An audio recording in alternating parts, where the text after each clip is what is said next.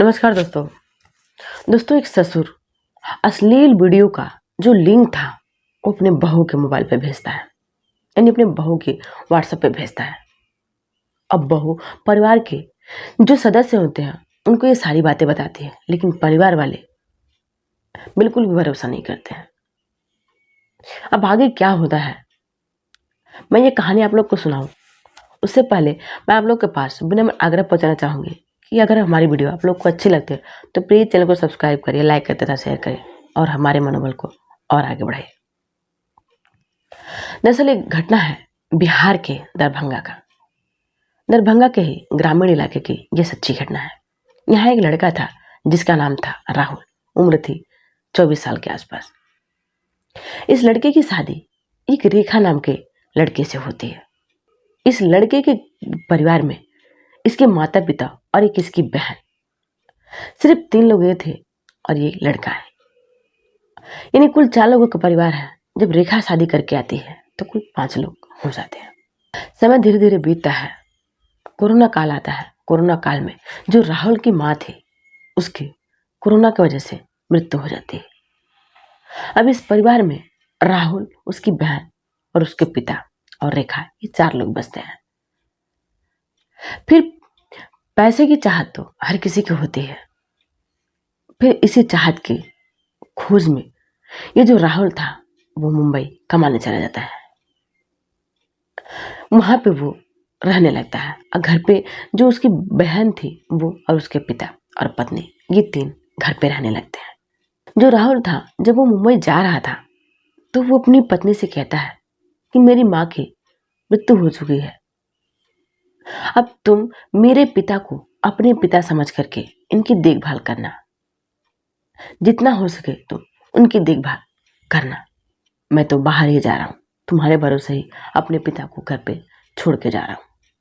तुम एक बहू हो, तुम बहू नहीं बेटी समझना, लेकिन सब कुछ अपना फर्ज निभाना, यानी मेरे पिता की अच्छे से देखभाल करना।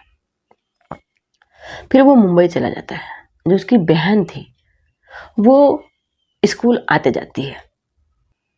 जो रेखा थी वो घर पे अकेले बसती है। अब वो अपने ससुर की अच्छे से देखभाल करती है, क्योंकि उसका पति उसको बोल के जो गया था वो देखभाल करती है। जब भी उसको खाने की जरूरत लगती, पानी की जरूरत लगती, हर चीज उसको जगह पे टाइम से पहुंचाती है। वो कभी कभी अपने ससुर को तेल भी लगाती है हाथ में पैर में, यानी अपने पिता समान ससुर को वो पिता समझकर देखभाल करती है। लेकिन जो ससुर था वो उस बहू के प्रति गंदी सोच रखता है।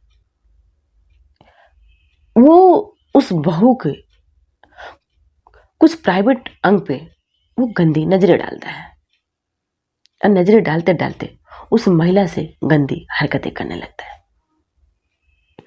अब वो महिला जो थी यानी रेखा अपने पति और अपनी ननद, इन दोनों को बताती है कि जो ससुर है वो उनके साथ, यानी उस महिला के साथ कुछ गलत करना चाहते हैं। लेकिन ये दोनों बिल्कुल भी विश्वास नहीं करते।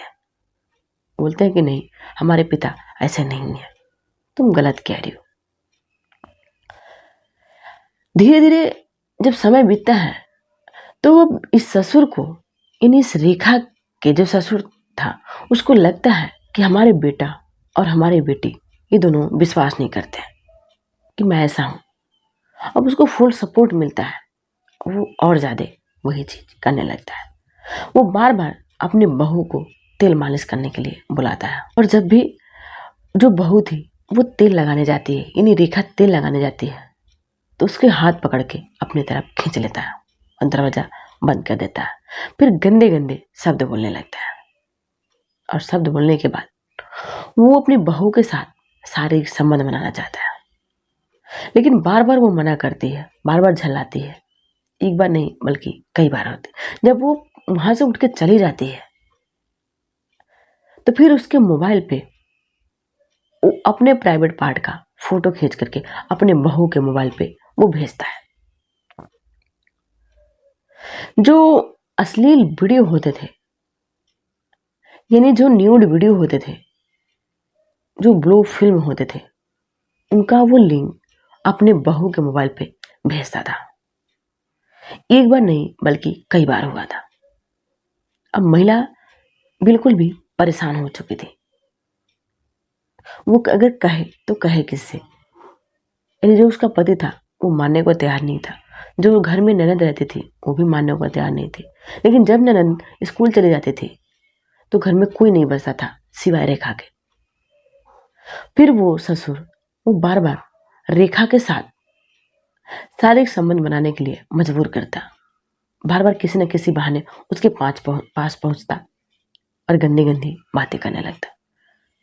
अब महिला परेशान हो जाती है कि वो करे तो करे क्या। फिर महिला थक हार कर वो थाने जाती है और थाने में अपने ससुर के खिलाफ एफआईआर दर्ज कराती है। जब एफआईआर दर्ज होती है तो जो ससुर है वो बोलता है कि हमने ऐसा कुछ नहीं किया, ये सारे आरोप बेबुनियाद है, गलत आरोप लगा रही है हमारी बहू, हम ऐसे नहीं है, हमने ऐसा कुछ किया नहीं है। दरभंगा के जो डीएसपी हैं इमरान अहमद वो कहते हैं कि महिला लिखित तौर पे ससुर के खिलाफ एफआईआर दर्ज कराई है। महिला का कहना है कि उसका ससुर उसके साथ शारीरिक संबंध बनाने के लिए बार बार मजबूर करता है।